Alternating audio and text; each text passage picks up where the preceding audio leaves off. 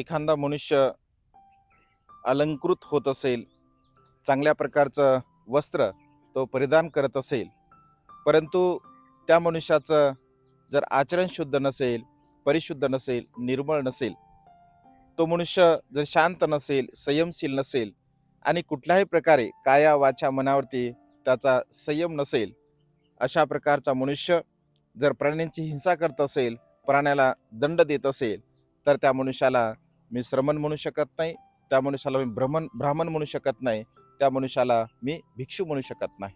आणि त्यामुळे सर्व प्रकारचे अलंकृत वस्त्र जरी आपण धारण केले, परंतु आपलं जर आचरण परिशुद्ध नसेल, निर्मळ नसेल, तर तो मनुष्य खऱ्या अर्थाने ज्ञानी, प्रज्ञावान, बुद्धिमान असू शकत नाही. आणि त्यामुळे बाह्य अलंकारापेक्षा आंतरिक जी परिशुद्धता आहे ती अत्यंत महत्त्वपूर्ण आहे.